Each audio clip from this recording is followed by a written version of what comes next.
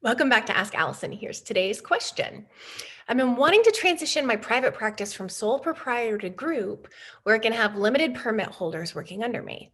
I'd like to be able to contract with the one insurance I panel with to be able to bill insurance for my employees/consultants working under me as well as myself. Can you help me figure out how to do this? Eventually, I'd also like to transition to all private pay clients. My dream. Well, first, I want to thank Therapy Notes for sponsoring Ask Allison. It is an all-inclusive, simple, affordable practice management system that has everything you need. It's got your calendar, it's got your notes, it's got your video conferencing. It'll process credit cards at a really low rate. Yeah, it's fantastic. Trustpilot has it rated as the highest EHR. And they also follow the golden thread, so you don't have to retype all the same things you typed in the last note. Certain things will propagate into this one. You can check them out for free for 2 months to see if they're a great fit for you by using the promo code ABUNDANT at checkout at therapynotes.com. All right, so first let's get on the same page. Different places call people different things. So limited permit holders, as I know them, are referred to as associate licensed, pre-licensed, and interns in some other places. These are the folks who have finished grad school and are accruing their clinical hours and their supervision hours for whatever their final licensure is. Or maybe not even final, because I know some places have many, many tiers of licenses, but more of an independent license.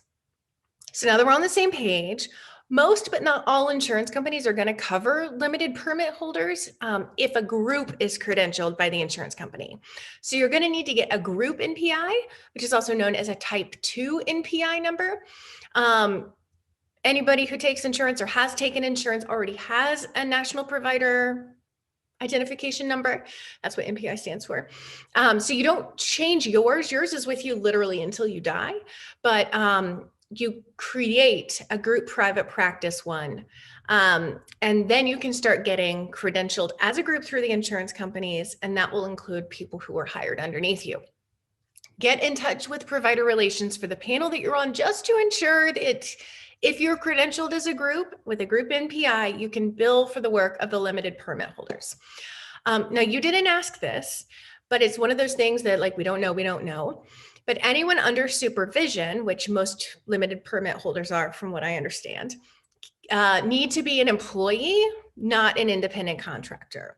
And this is because you cannot regulate how a contractor does their job. And supervision is literally guiding someone through clinical care. So it's telling people how to do their job. So to be on the right side of the IRS, which we all want to do, make sure that they are employees. Now, you say your dream is to be private pay. So I'm going to encourage you to consider going private pay before you start a group practice. It is scary enough to make that switch as a solo practitioner, but to make it when you have people depending on you for their livelihood is a ton more pressure. And I see it delay people a lot longer because the fear is just so much bigger.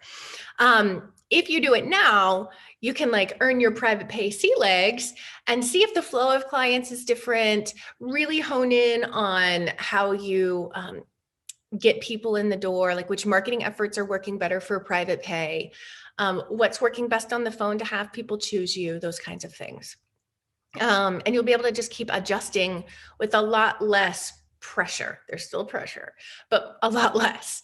Because you may have to hone your marketing to generate enough private pay clients for a group, it gives you some time to get clear on what that's going to look like.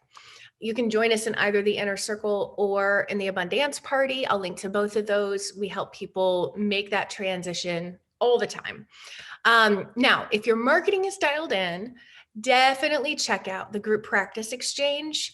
They have a membership called The Exchange. I'm going to link to that. It teaches you everything you need to know about owning a group, from offer letters and interviewing people to leadership training to finances. It's so comprehensive. It's no BS. One of the things I love about Maureen is she runs at the mouth a lot less than I do. She really gets to the point. Everything I know about group practice, I learned from Maureen. So I'll link to that. Check it out. I hope that was helpful. Today's free worksheet is linked and it includes 5 questions to ask yourself before deciding to start a group practice. So many people think it's just kind of the natural next step. And I'm here to tell you that it is not a natural step for many of us at all. As a group practice owner who had been doing consulting for years, I really thought it was going to be much smoother and a lot less work. I don't regret it for a second. I love having a group practice, but I want you to make sure that you know what you're getting yourself into and that you're game for the things that are going to be required of you now. Yay! Okay, well, I will talk with you guys soon. Have a really great day. Take care.